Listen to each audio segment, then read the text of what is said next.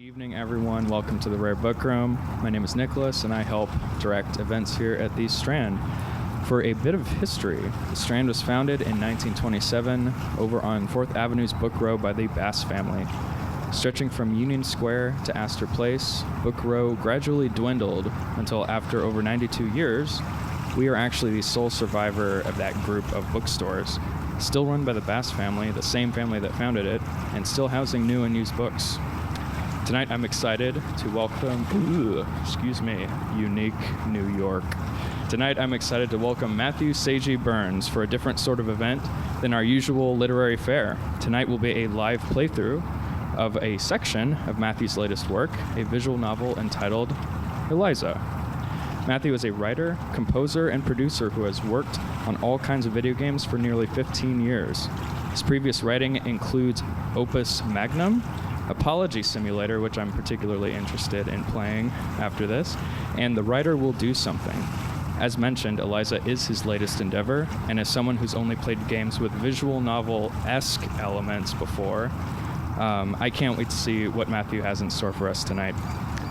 Joining Matthew later on after the demo this evening is Jason Schreier, news editor at Kotaku, co-host of the Kotaku Split Screen podcast, and author of national bestseller Blood, Sweat, and Pixels, the triumphant, turbulent stories behind how video games are made. So without further ado, please join me in welcoming Matthew, eventually Jason, and Eliza to the Strand.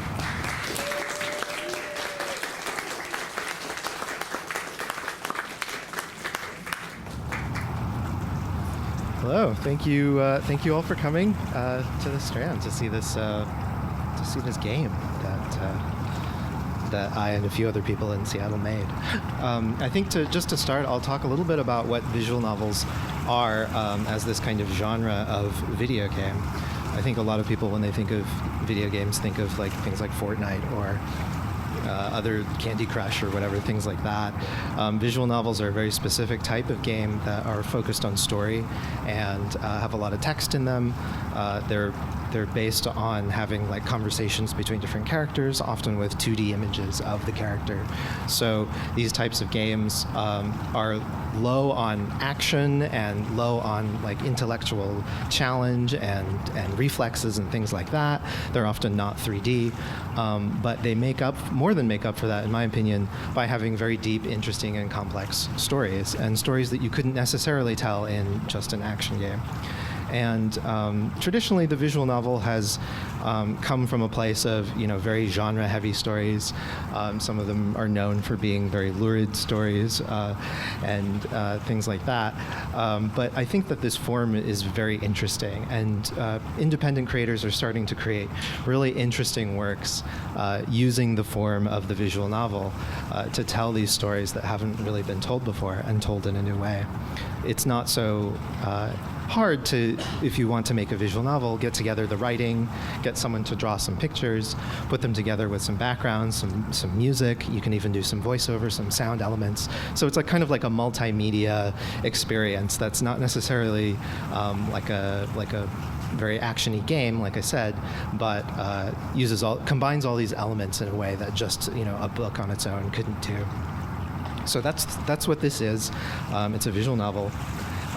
And so now I'm going to talk a little bit about Eliza itself and sort of the conception of it, because I think I should introduce it before I just go in and start playing it. So Eliza is a story that takes place in Seattle, if you recognize the skyline, which is where I live right now and where the team is. It's the way I sort of introduced the concept behind this story is, imagine that Amazon introduced a counseling feature to Amazon Alexa, so that when you came home and you talked to your Amazon Alexa and you said, "Oh, Alexa, I didn't have a very good day today," and your Amazon Alexa would say, "That's very interesting. Tell me more about your day." And then you'd be like, "Oh, well, this happened and blah, blah, blah." And she would say, "What made you feel that way?" And then you would just have this kind of counseling experience with Amazon Alexa. Meanwhile, while Amazon is recording all of your responses and doing weird machine learning stuff on it, or whatever they do. So the basic concept for this game is that a very large tech company based in Seattle, which is not named Amazon in this story, but a very large tech company based in Seattle introduces a new kind of therapy application. And the way it works is it's a bit like Uber or Lyft for therapy. You go, you find someone to do the therapy for you using an app. But instead of that person actually just talking to you, what they have to do is read a script that's given to them by the AI, in this case, which is called Eliza. So what you're doing is you're talking to someone, but they're not really talking back to you. They're sort of reading this script back to you. And so at the beginning of the game, the main character of the game, Evelyn, has just accepted a job where she does this. And so her job is to provide counseling to people who come in for counseling, but she doesn't have any choice in what she says to the people. She's just following the app.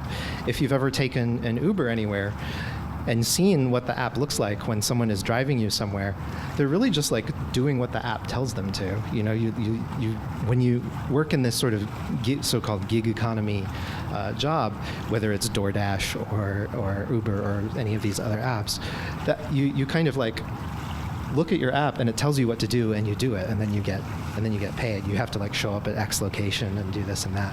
And so there's some inspiration of the way those types of apps work, except now it's applied to therapy and counseling. Does anyone have any questions about any of this before I just start playing the game? No? Okay, great.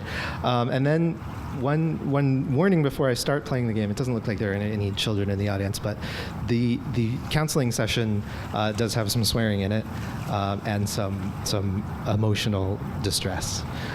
So just want to give you that warning. So this is the beginning to the story of this. This is the beginning of this game, Eliza. Can you turn up the volume a little bit? Is there?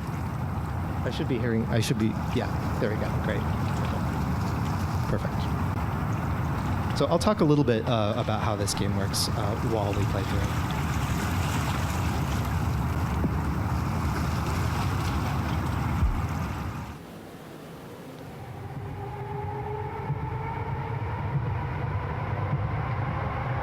I had a dream this morning, but I can't remember what it was.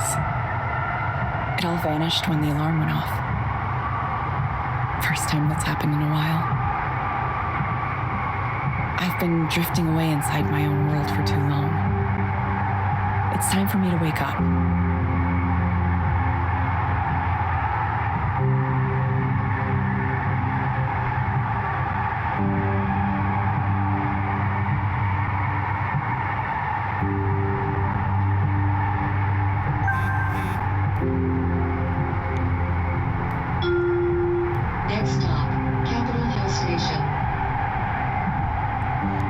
So this is a small scene here where you can kind of click on different things and look at them.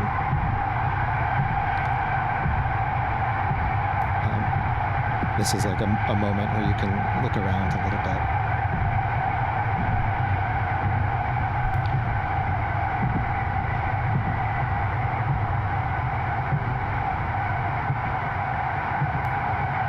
There's also your phone that you can look at. As you can see, you have 3 notifications right now.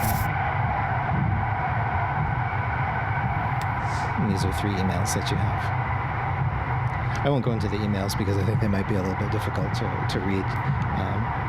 But throughout the game, you will get new emails and different things happen on your phone.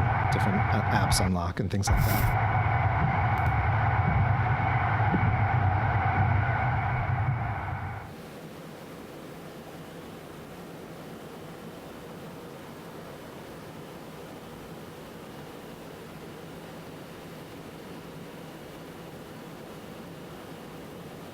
Hi, you're Evelyn, right? You remember me? That's impressive. There were a lot of people at that orientation. Of course. I've done this for a while now, so I'm pretty good at putting names to faces. People always say they're bad at it, but it's a skill you can practice just like any other. In case you forgot, though, I'm Ray. Come to me with all your questions, comments, complaints, whatever. And if you look around and can't find me, I'm probably at one of the other 2 counseling centers I'm running right now. So you can count on me being back soon. 3 centers. Sounds like a lot of work. Oh, it is a lot of work. This is kind of a temporary thing. We're growing fast, and hiring is one of our big challenges. That means there's decent opportunity for advancement here, if that's something you're looking to do. And then periodically through the story, you get choices to make on how to respond to things that are said to you or that are said to Evelyn. So you can pick how she responds. Probably not, but that's good to know. Shall we start with a quick tour of the office?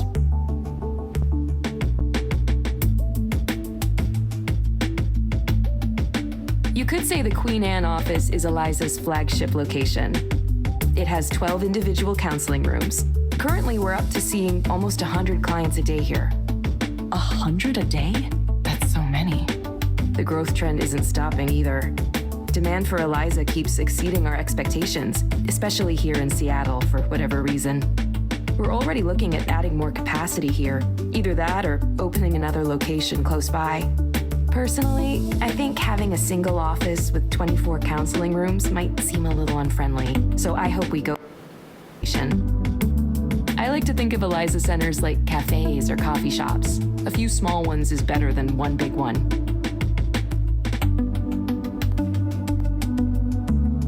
I guess so.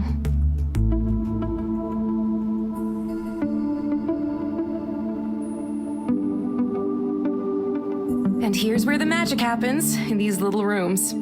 You'll get your assignments from the Eliza app on your phone. Oh, one thing to note, it's always a good idea to double check the headset to make sure it's working properly before you dive in. We've had some quality control issues lately.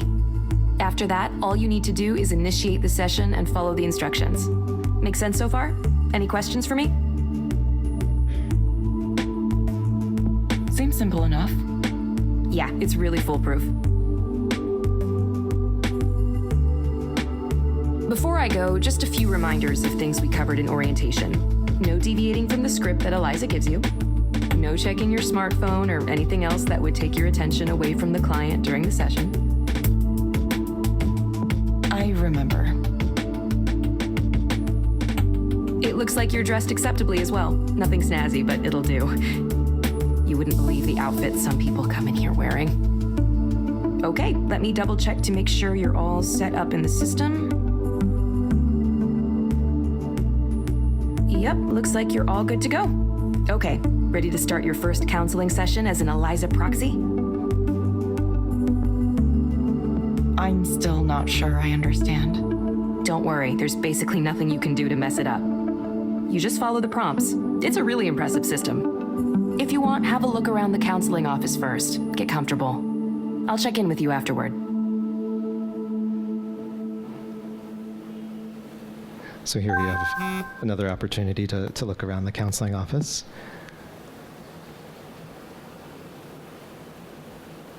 Eliza powered by Skanda.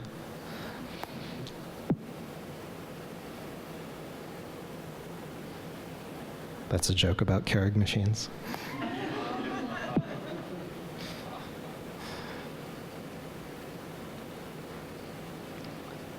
Again, so I'm just gonna I'm gonna show you the emails briefly, but not expect you to read them. Just showing that you get different emails related to your status within the system, and then personal emails as well.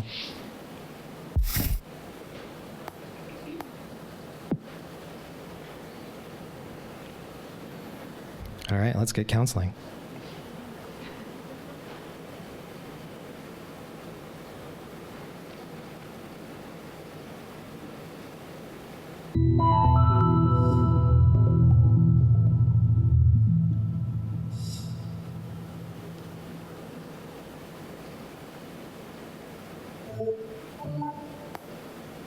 Hello, Darren.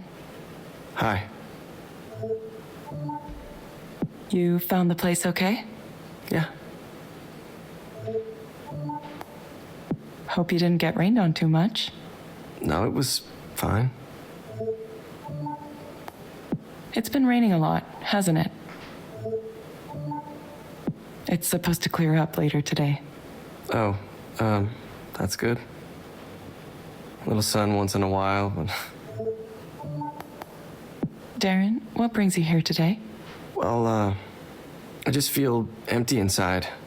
Like there was supposed to be something there, but it's missing. I go to work, I do my work, I go home, but there's nothing there. I feel like I'm simulating a person.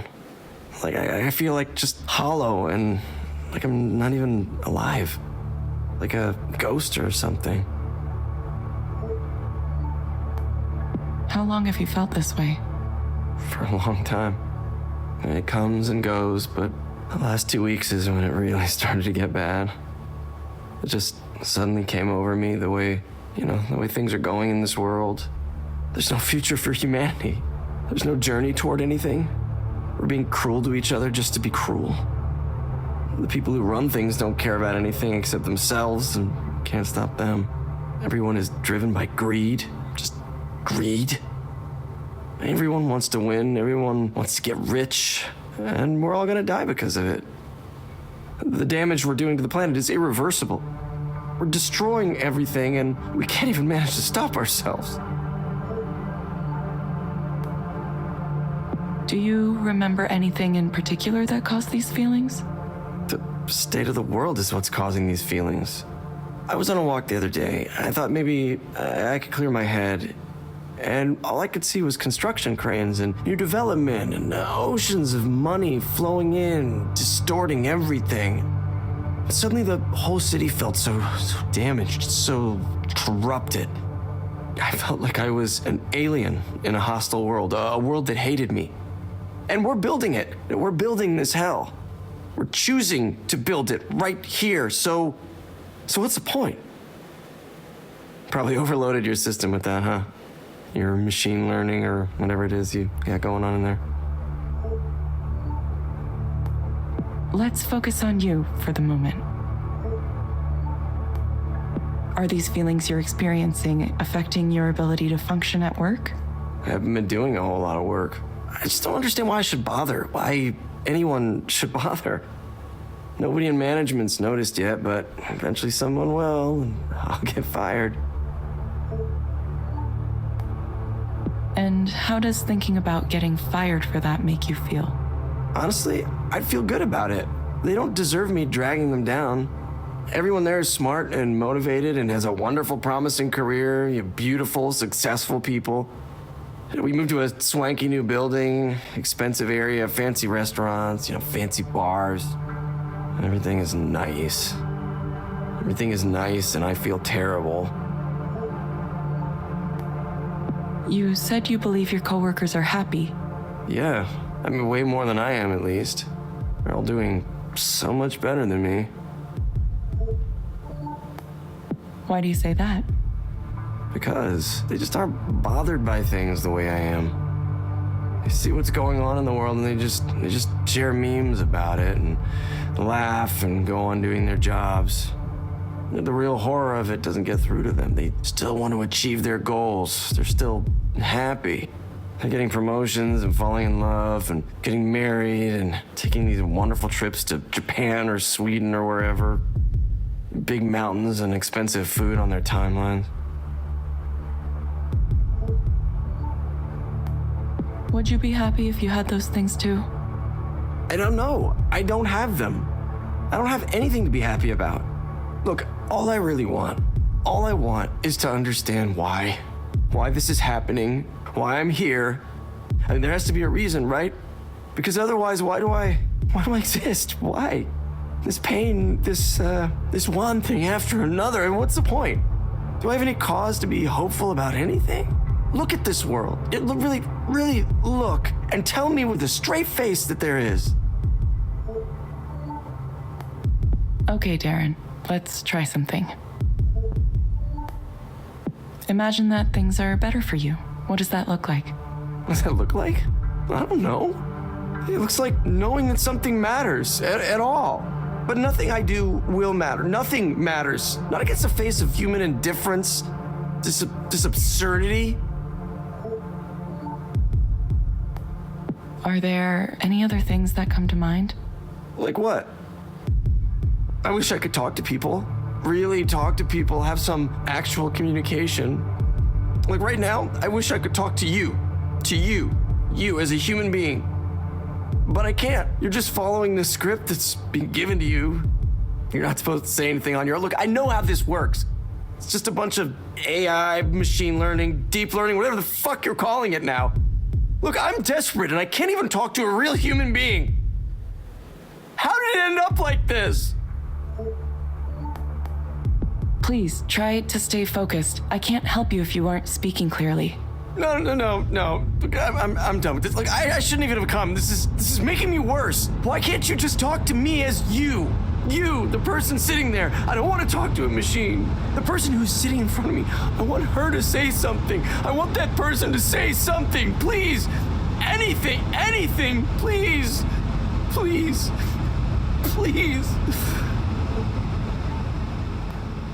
Okay. Hi, Darren. Is that really you? Yes, it's me. You're not following the script right now? Wait, say something weird. Say something only a human would say. Darren, I'm going to get in trouble if I deviate from Eliza for too long. No, I know,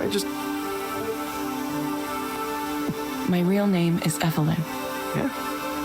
Well, it's, nice to meet you, Evelyn. I didn't expect you would actually do that. Do that for me. I'm not used to people doing things for me. Okay, Darren. I have some recommendations for you. Back to the program, huh? First, I'm going to send a set of breathing exercises for you to do. Use them when things start to feel like too much. You'll find them in the Skanda Wellness app on your phone. Second, I recommend asking your doctor or psychiatrist about Anexafen. Based on my analysis, this medication might help you feel better. Evelyn. That's a nice name. Look, I'm sorry. Thank you. Please confirm that you understand the recommendations. Yes, I did. Thank you. Thank you, Darren. We hope to see you back soon. Yeah, I will. I will. Thank you for speaking with Eliza, your personal counseling partner. Goodbye. Yeah. Bye.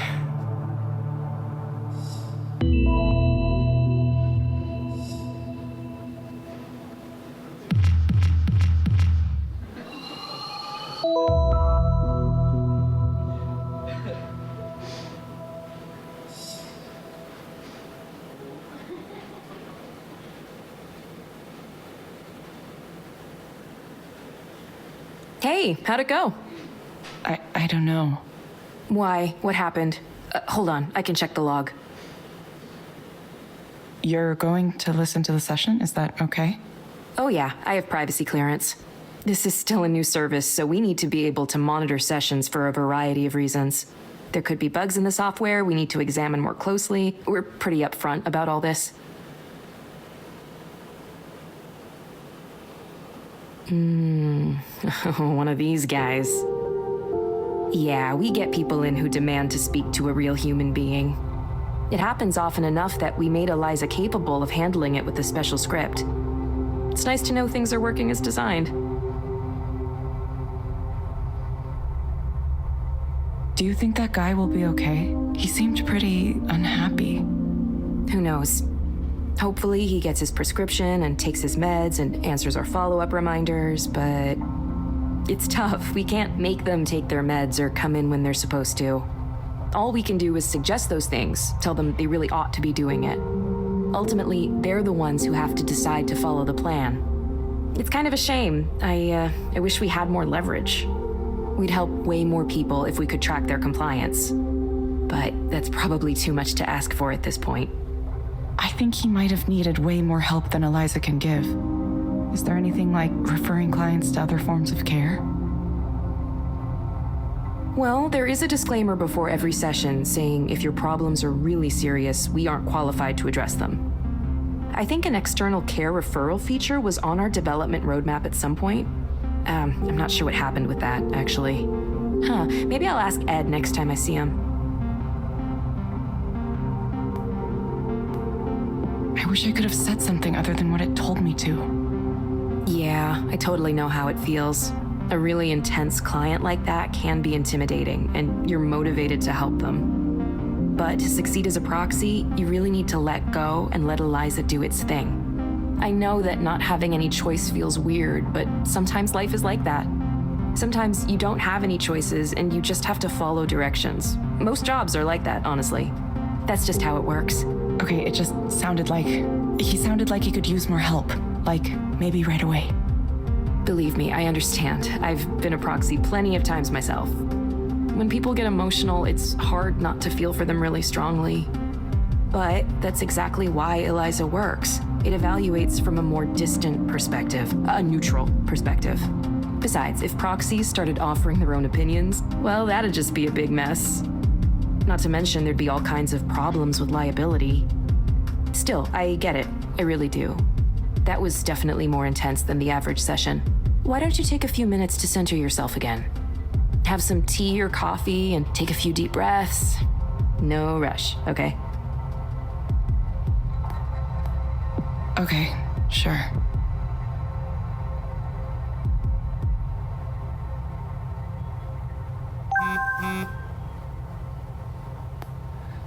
So now we have a text messaging conversation. I'm not sure if you can actually read it on the screen. It's a little small, but it's a text message from a friend of Evelyn's, just kind of checking in with her and seeing how she's doing. This connects with stuff that sort of develops over the course of the game. So basically, just to summarize it, is that Evelyn tells her friend Nora that she has started a new job, but doesn't tell her what it is. And then they make plans to meet up at a cafe, and that's a later scene.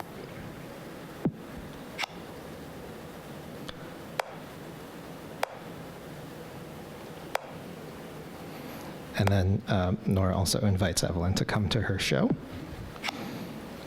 which is another setting up something just for the future.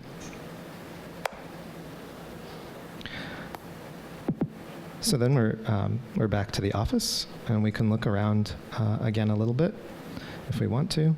We can look at this plant here. And then after this, the second counseling session starts with a new character. There are about 14 counseling sessions in total over the course of this game, and then a bunch of IMs and longer conversations. I think I'll stop it there at that first counseling session. I think that's definitely one of the most emotional ones, right at the very beginning. But there's a total of six different characters who come in for counseling, and they each have like 2 or 3 sessions each, so you can kind of see how they progress over time. Some other stuff unlocks on your phone. You can play solitaire on your phone if you want to, which is this is based on Japanese cards called kabufuda cards. This was designed not by me but by Zach. But you can play solitaire if you want to. It's actually really hard, and I'm bad at it, so I'm not going to play it right now in front of you. Anyway, so I think that'll conclude my demonstration of Eliza.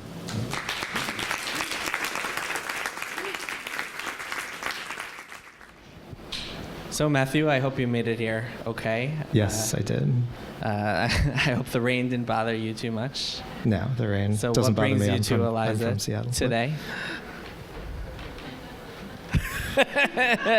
Wow, it took me a Matthew, thank you so much for showing us the game. I've played it all. It is awesome. It is really, really good.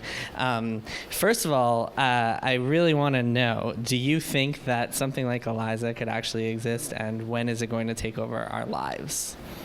I think we're very, very close to something like Eliza if not existing in exactly the form that is shown in the game, is something that people want to be a real thing. When I was doing research for this project, I downloaded 3 or 4 different apps that purport to be counseling chatbots for your iPhone. There are several. Some of them are, some of them say they use CBT principles and things like that. They're all bad. I tried them all, and they really don't understand what you're saying, and they're not very helpful at all. So you're typing in text, and you type in text. Yeah, it's not this voice recognition thing, but part of the idea for this game was actually inspired by some real research that was sponsored by DARPA, actually. This is a real research project that I had a chance to see when I worked at the University of Washington for a while, several years ago. But it was a virtual counselor that they would sit returning soldiers from Afghanistan or Iraq in front of, and it would determine if they had PTSD. Supposedly, it was an experimental thing, but it was literally like a 3D avatar of a person, and then cameras were like on the person, and then the cameras would like do data analysis on like the way the person's head moved or like the stress of their face, and they, therefore they would figure out if the soldier had PTSD or not. That was the conceit. Wow. And that was years ago. So I think, momentum behind this kind of thing, and the idea that like mental health is a growing concern and maybe a growing market for tech companies is absolutely out there. Yeah, I mean, one of the things that's really interesting, and you guys could already see it in the first chapter, is that you're writing this stuff from a very distant perspective. You are writing it very truly, very as it would happen in the real world, and not injecting a ton of your own judgment in there, which I found really interesting. Did you find it challenging not to like inject your own thoughts all over the place about like how this sort of thing might affect the world? Yeah, I think I definitely tried to keep an even keel on just sort of like following the thread of like what that would be like to its logical conclusion without sort of interjecting like, and isn't that crazy? Because I think that it's to my mind, I think it's more important to just like kind of portray that on its own and let people who experience it come to the conclusion that they're going to come to. And I think that I mean, this DARPA research that I was talking about previously, it was presented as this like unalloyed good, right? Like, we're going to be able to tell if soldiers have PTSD by like shining lights on them and doing things like that, which to me definitely, I think the reason it stuck in my mind, because it did feel very dystopian, which was that a 20-year-old guy goes to Afghanistan, gets PTSD, and then he has to talk to a robot, of like just that sequence of events. Like I couldn't get it out of my head after I had seen that research, and that's kind of ultimately what led me to create this story. Yeah, so I want to go back in time a little bit, because you told me that you had actually started this off as kind of like a side project from your real job. So when did you actually start writing or constructing this game? I started writing the first ideas of it kind of many years ago in 2014, very, very soon after I had seen that research. And I was working on it as kind of just like a story on its own, independent of like whether it was going to be interactive or not. I was just like writing like what some of the characters might be and what some of the considerations might be. Then I thought about just jotting down notes and things like that. That's usually how I develop projects. And then then it turned into a real project. When did you decide to make it a visual novel? Originally, I was going to do this as a text-only kind of story. Maybe even if it was interactive, like it would just be the text. That's obviously kind of lower budget than having like the music and the voice acting and the art. But when we decided to do it for real, I think was maybe 1 or 1.5 years ago, I was talking to Zach, the guy who runs the game company that I work at, and he was like, let's just do this as a Zachtronics game. Zachtronics is the studio name, and so I said, sure, why not? Because it meant that we could afford having some art and the voiceover actors come in and do some real voiceovers, and so it made it a slightly higher budget production. Yeah. So originally, were you just gonna like release this as a text-only thing on your own? I think so, yeah, or like a short story or something. I hadn't fully like figured out exactly what form it was, but when Zach said we could do it as a game, I naturally thought of like the visual novel as like a form that it could take that would sort of dovetail really nicely with like, because visual novels have a certain grammar to them that's already established, which is really nice, and so we could use that grammar to tell this story. Mm-hmm. Yeah, one of the things that I imagine is really tricky about writing a visual novel is coming up with all the different branches, figuring out all the different choices, figuring out what all the different contingencies of those choices are going to be. So without getting too spoilery, and I'll try not to get into spoilers, can you talk a little bit about how you kind of plotted out the various courses of this game, the various branches of this game? Sure. Well, one of the ways I did that was I didn't have very many branches. I was waiting for you to admit it. Yeah, no. I mean, as the game itself acknowledges very early on, sometimes you don't have a choice, and that's absolutely what I do in the game, is I make you not have a choice for a very, very long time. Hopefully not so long that you give up, but long enough to definitely make you wonder if I'm ever going to give you a choice at all. My hope is that when then the choice does actually appear, it's very dramatic and meaningful because finally you have a choice. But the game definitely does not give you a choice for a very long time, even maybe unusually for its own genre, for visual novels. Yeah, I was thinking of on a micro level, making a bunch of different decisions. Oftentimes you'll get presented with text in the game, and you have to write different text responses, and you get various different decisions, like you get various responses in reaction to whatever you said. I'm curious about how that works from like the writer's mind, how you are crafting a script like that. Sometimes it's a little tricky to keep track of, and you just have to go through it several times to make sure that it flows properly in each direction that the conversation can take. There's a small but growing amount of literature in the games industry about how to write these kind of dynamic conversations and how to keep track of the threads and things like that. I also just use a lot of tricks. Like sometimes, have you ever been talking with someone and it seems like no matter what you say, they say what they were going to say anyway? Well, it turns out like in an interactive conversation, you can do that too. Like you can, someone can say, what's your favorite color? And you have all the colors, right? And you pick green, and it's like, okay, well, that's cool. I made something for you that's orange. And like no matter what color you pick, like you get the thing that you didn't want. And I think that works because it's true to life, right? Sometimes people just don't listen to you, or you thought you had a choice, but you didn't anyway. So my favorite is the JRPG trick when you are presented with a choice, yes or no, and if you choose no, someone will be like, actually, you should choose yes. Yeah, so you can do that too. I think that's a really ham-handed way to do it, but you absolutely can. Yeah. So you guys, a year and a half ago, you presented to Zach. So that I think is pretty interesting because for those of you who aren't familiar with Zachtronics, Matthew's company, they actually make really cerebral, kind of programming-focused puzzle games. So it was funny when you guys announced just a couple weeks ago, everyone was like, what, this is a Zachtronics game? Did it take a lot of convincing for you? It sounds like Zach was just like on board right away, even though it wasn't really the type of game that you guys make a lot. Yeah, I think for Zach it was an easy decision. He was intrigued enough by the concept, and I think he's also been interested in doing things that aren't the types of games that Zachtronics is so famous for, which are these very, very, I would say, very difficult puzzle games where you basically have to do programming in order to solve them. People who do programming in their day job enjoy these games because they get to go home and do more programming. But it's a very niche product. It's not something that like reaches a lot of people, and so this kind of had the promise of maybe reaching more people while still having some of the same themes about like technology and the effect of technology in our lives and those kinds of things. Mm-hmm. Yeah, and then so did you actually change, like did the story change as the game grew from a smaller like, hey, I'm going to put this on the web for free to we're going to sell this and this is going to be a whole big production? For sure, yeah. It expanded to larger than it was, and I added more characters and kind of developed it into a much fuller story. Uh-huh. So yeah, it did change throughout that process. And this was all you writing and directing the entire thing.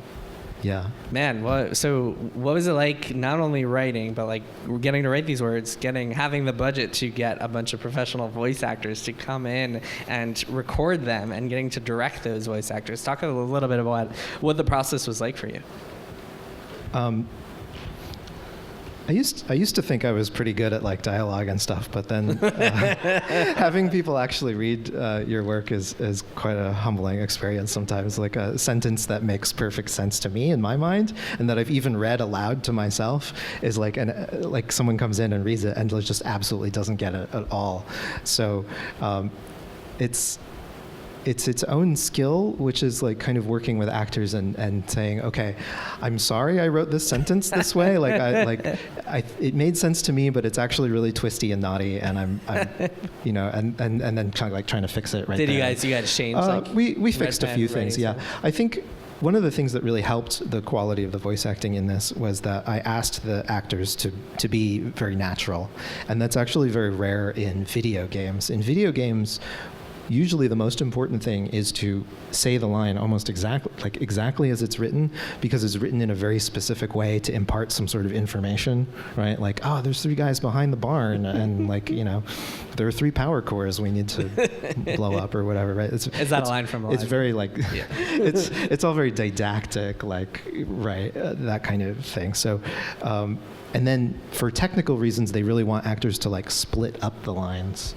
And that's why sometimes there's very unnatural pauses and stuff in games. So for this project, I asked the actors to be natural and to like read sentences in the way they thought their character would read them, which meant that then I had to go back and sort of change the words that display to match what they actually said. So it was a little bit of a negotiation between those. Man, that sounds intense. It sounds like it was a fun process. It was very fun, and the actors really responded to it. I thought they all did a fantastic job, just because they were given the space to be able to, you know, to find their characters. And what was it like for you seeing other people drawing and turning your characters from little words in the screen into actual people that are suddenly on a giant screen? Yeah, that was amazing. Like working with professional artists who sort of like interpret my notions of these characters and then drawing them and bringing them to life was really incredible. One of the really cool things about, I think, both acting and the artists working with your characters is that when they do that, they add information to these characters.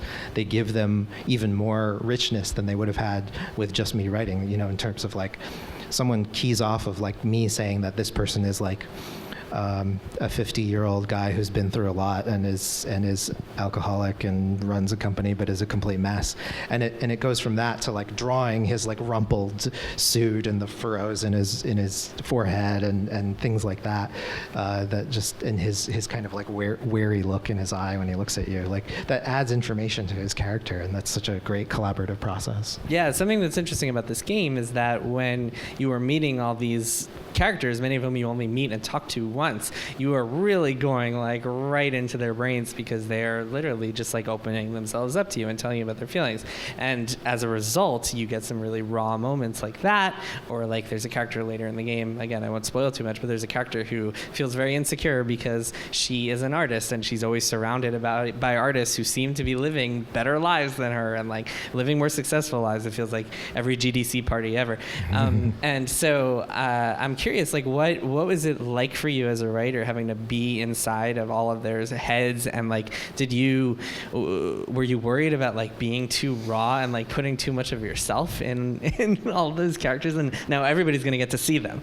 Yeah, I really tried to write as other characters, and I really tried to get into the mindset of other characters, but I think at the end of the day, it probably they're probably all, well, I wouldn't say that they are all me, right? But they all come from a place of like something that I could connect with and recognize with as a writer. And I think that's not even, that's just writing in general, right? Like you try to create a character who is not you, but who is informed by your experience, and the character feels real because it's based on something real, even if that character is someone different from you. Yeah, it's particularly intense when you're literally in a therapy session with them. Yeah, that's like cheating, because you can just say, you can just have someone emote very, very strongly right from the get-go. You don't really need to do a lot of work to get there. You don't have to think about things like subtext. No worry, you just get their feelings. You just get their feelings. Well, there's actually plenty of subtext though, because even in a therapy session, not everyone just says exactly what they're feeling, right? Yeah, like true. Who here has told a therapist, 100% what's really on their mind. I feel like you still modulate, right? Especially when you're new, you modulate. You're like, oh, I'm not that, right? Like, and then like maybe like a few sessions later, you But if it's a robot, then you really tell them everything. Well, that's the thing. So there's an element of like how much information people choose to share with this thing, which comes into play later in the game. Yeah. Well, so something that so you have to write a script not only from the human's perspective, but also from the AI's perspective, and so you have to think of like what would this AI say in response to each of this person's queries,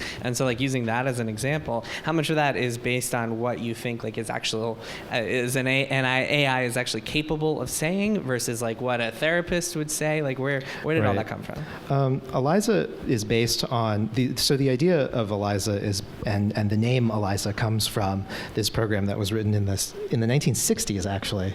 Ages and ages ago, in the 1960s by an MIT professor named Joseph Eisenbaum, and he wrote basically what people call the world's first chatbot, Eliza. And this was a very, very simple chatbot that sort of you operate it over teletype, and it sort of turns phrases back around at you. It understands this very simple grammatical syntax where if you make a statement, it just turns it back into a question and asks it back at you. So if you would, if you said something, this is not a real example, but if you said like, I feel bad, it would be like, why do you feel bad? And it just continued a conversation almost indefinitely by doing that. And because this was the 60s and nobody had ever seen a chatbot before, this actually really fooled a lot of people into thinking that it was like smart and like understood them and was amazing and AIs were right around the corner. So I kind of, a lot of like Eliza's behavior in the game is actually kind of based on that just turning things around thing. And you see that in some of that in the therapy session we watched today, which was just like, what makes you feel that way? Or why do you think that is true? Mm-hmm. Those kinds of like continuing questions. It turns out it's actually very easy to fake being a human being if you just kind of like turn things around, if you just continue to do that. And so Eliza in the game is, funnily enough, for being supposedly this very advanced machine learning based AI, is actually largely based on this program from the 1960s. Mm-hmm. Yeah, I mean, and from that perspective, it could certainly happen today. You could certainly have a bot today that does similar things. Yeah, and I guess she also has a script that recognizes when the client is asking to see a real human being, and also adds her own spin on that. Yeah, I figured because if you've ever talked to an Amazon Alexa, or if you've talked to Siri or whatever, they program in special things for them to say. So if you say, Alexa, tell me a joke, or if you say, Alexa, I don't know. They hire writers to write jokes for these things and make specific like things that you can talk to them about. And so that's kind of where I was coming from with that. It's like, I want to talk to a real human being. Oh, okay, you are. Like it's it's just like this little. Ray calls it just this little feature that they added. Man, yeah, it's hard to imagine. Like Alexas are creepy enough as it is without imagining one that just like echoes it, starts asking you questions when you get home about how your day was. Mm-hmm. So tell me like what. I want to hear about some of the challenges that you ran into on this project, and like what. So a good way to frame this is, what would you go back and tell yourself at the beginning of the project that you know now? What do you wish you knew before you started writing and pursuing this whole thing? Do you wish you had made it smaller? Do you wish you had not taken on as much work as you had? Yes, but I'm glad that I did. Like, I don't think that I would have made it smaller, but I think I would have told myself to gear up for more work than I thought it was going to be. Uh-huh. It's very hard to estimate the amount of work a game is going to be, and in this case, I volunteered to edit all of the dialogue myself. So that means taking the raw sessions into a program and cutting them up and selecting takes and in some cases like putting two takes together and things like that. Oh, man. And then mastering the dialogue. And that I volunteered to do that because this kind of a low budget thing, and I wanted to save us money, and I also wanted the control that comes with doing that, right? And that was a lot of work. There's almost 4,000 lines of dialogue in this game, which is quite a lot. I think a feature film has maybe like 1,000 to 1,500 lines of dialogue if you count them all. So 4,000 lines is a lot, and that was hard. Yeah, do you want to talk a little bit more about the story outside of Eliza and talk about like Evelyn's personal story, or is that too spoiler? It's not too spoilery. It's in the description of the game, but Evelyn, the main character in the game, isn't just going to be a proxy. It turns out that she has. It's not really a twist, so I'll just talk about it. She actually used to work for Skanda on the Eliza program as a programmer, and then she dropped away from working on that. She quit her job, and then she worked at a bookstore actually for 3 years, just kind of like thinking that maybe she would never be in tech again. Kind of like a burnout situation.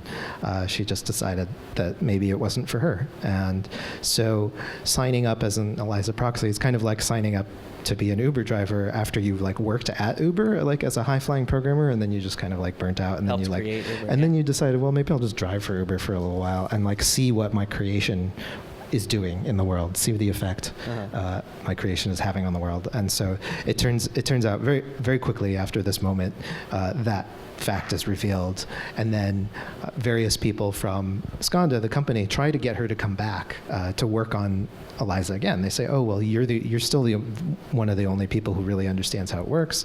You could make Eliza better, so why don't you do that? Because Eliza is helping people. Yeah, and it's interesting. You write these super creepy tech bros, like a couple of the top people at Skanda, where you can see a lot of other famous Silicon Valley folks in those two people. And I found it really interesting because, as I was saying before, you write them in a very empathetic way where they feel very true and real, and you can almost, as you're meeting these people and they start talking about their plans for world domination through AI and such, you can almost like buy what they're saying. Like they do a pretty good job of convincing you. Did you find yourself like getting sucked in by their charisma as you were writing? Not really. For whatever reason, it's really easy for me to write a really creepy asshole character. I don't know why that is. No, I don't know why that is. I think that it's important for those characters to have real motivations, and I think it's important for those characters to actually be charismatic, because in the real world, these characters are charismatic. Like these people are charismatic. Like you wouldn't have these companies with these billion-dollar valuations and people driving Teslas around unless the people behind them were really, like bought into the vision of this. I read the Walter Isaacson's biography of Steve Jobs, and one of the things about him is just he was just like so able to get other people bought into what he was doing. He was able to convince people that what they were doing was important for the world.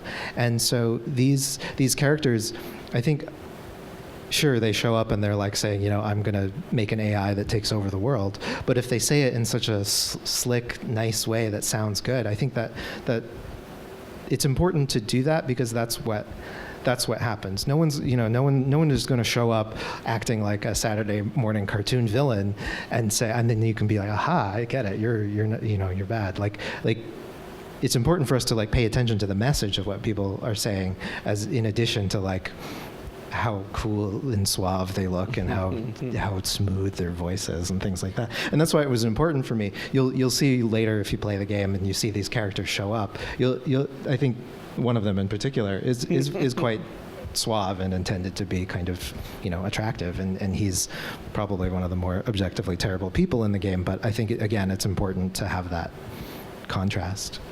So you're saying you don't believe in the singularity and being mind melding with AI? Well, I mean, you can pursue that in the game if you want to. Yeah, that's true. That's true. Yeah. Okay, cool. So why don't we open it up to some audience questions?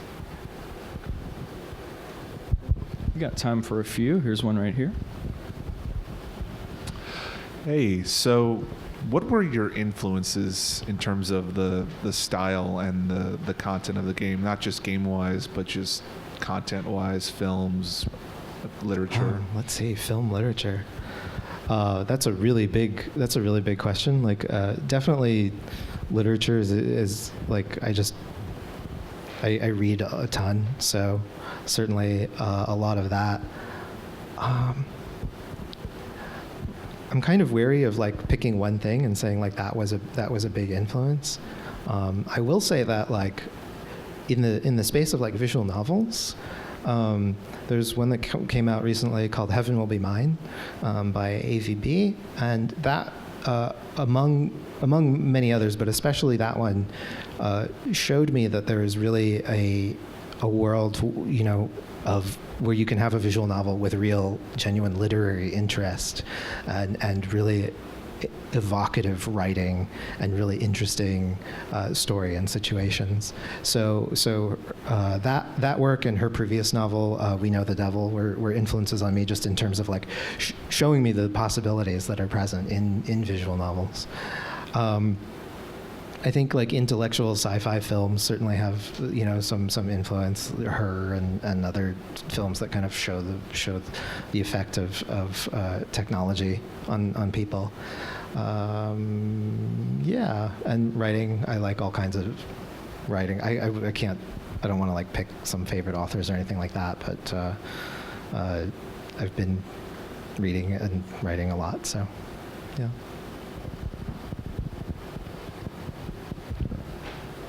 Does Eliza accept insurance? Does Eliza what? Accept insurance? Accept insurance? No, Eliza doesn't accept your insurance, but it's cheaper than seeing a real human therapist. It's only it's going to be like $30 or so. Noted. So it's less than your copay, maybe. So noted. Yeah. Besides for the conceptual and thematic inspiration you've alluded to based on certain research, as far as the actual dialogue or even things like the layout of the office, was there any consultation with real mental health professionals or, you know, something like that? Yeah, there was. I interviewed a few people for research for this game. One was a licensed counselor who worked in the very much not in private practice, but who worked in counseling services on like a kind of a like in a government program, and their perspective on like how the mental health system works was really important to me and interesting. I also spoke with someone who is just a counselor, not my own therapist, but just a therapist who works similarly to mine in terms of just accepting private clients. And then I also spoke, this is not about therapy, but I also spoke to, I mentioned Joseph Weizenbaum earlier, the programmer who created Eliza. His granddaughter is actually also a programmer, and she works in Seattle and is a programmer for Google, perhaps ironically. But I spoke with her about like kind of the current state of AI and what's possible with AI, and if a company really made a product like this, like about what level the AI would be at. So that's the research that I did on. You might have given her ideas. Google therapy coming. I don't know if she would take those ideas. But. Thank you. Yeah.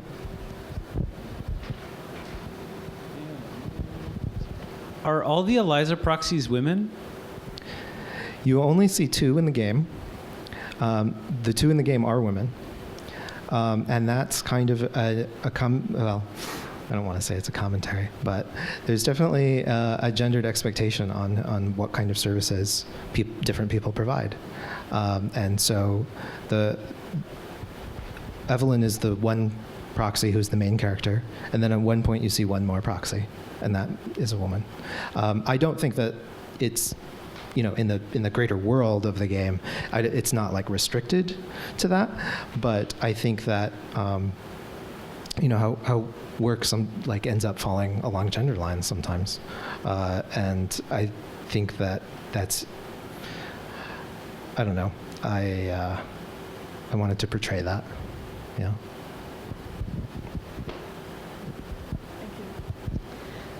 So now I'm curious, is there any way, do you think, for there to be some kind of AI-driven mental health service that is actually ethical and protects people's privacy? And if you don't have, I mean, that's a big question, so like if you don't have an answer to that, that's fine. That is that's kind of the thesis question of the entire game. So you've hit upon really the sort of the whole intellectual enterprise of this game. I will tell you that Joseph Weizenbaum, again, the creator of the original Eliza, was so disturbed by the way people reacted to his chatbot, Eliza, that he wrote an entire book called Computer Power and Human Reason in 1975, arguing that the answer to your question was no. The answer was that there is no, that even if computers became smarter than human, still the most ethical thing would be for a human to counsel another human, because humans understand human problems. And even if there's some supercomputer out there who could tell you exactly what you needed to hear, that just wasn't right, because human problems remain in the domain of humanity. That was his answer to the question. I think, if you talk to like the Silicon Valley bros that we talked about, they would obviously have a very different answer.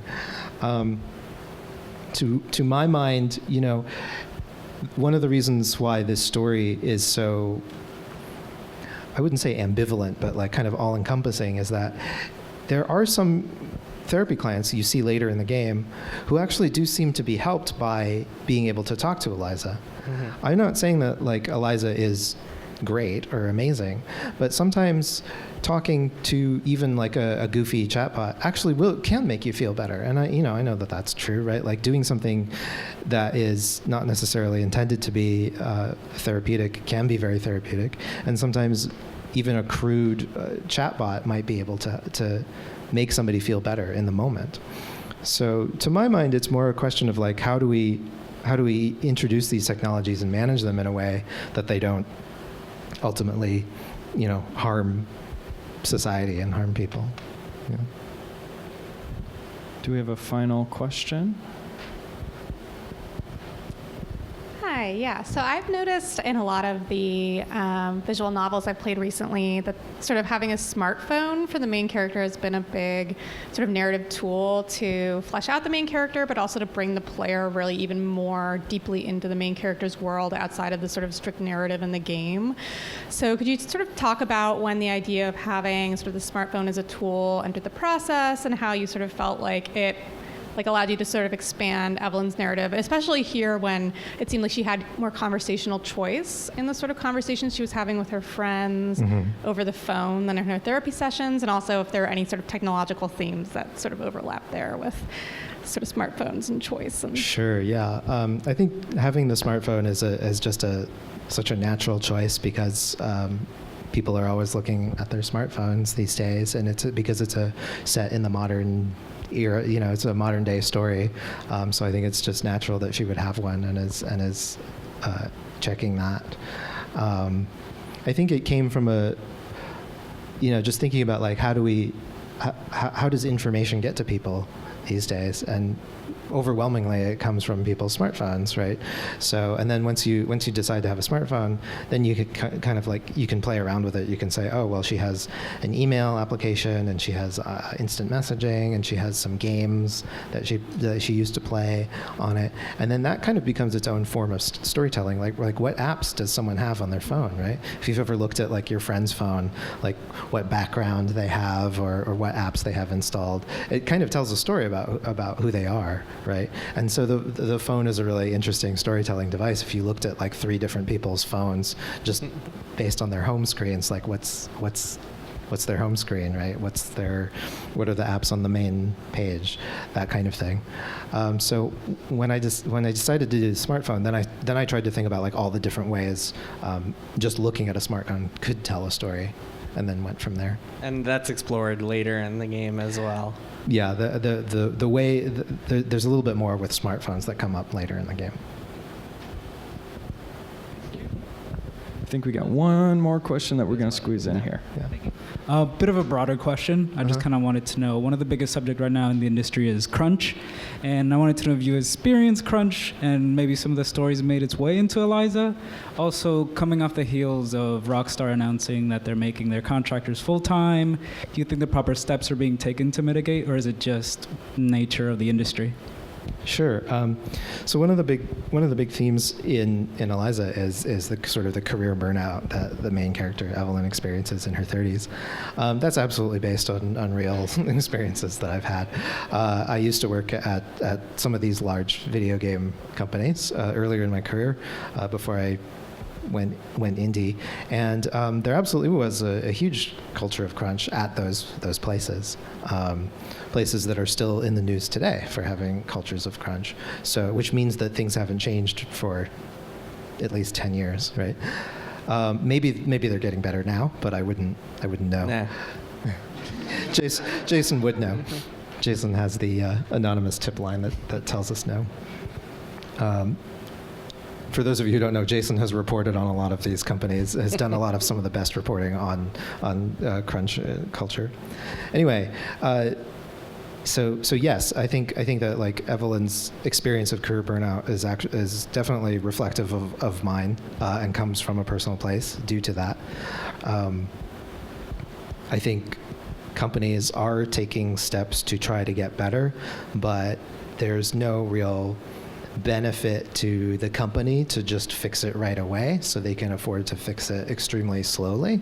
And I think that that's what they're doing. I think they're fixing the problem very, very slowly. It was there's something kind of poignant in the demo that you just showed, which was Ray saying like, "Oh, I thought that was on the roadmap at one point. Oh, I guess I'll ask Matt about it next time," which sounds like every AAA company ever.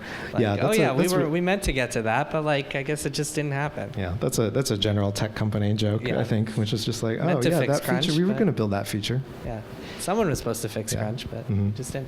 Yeah. All right, I think we're at time. Matthew, Jason, thank you so much for having this conversation. Let's give them a round of applause. Thank you so much.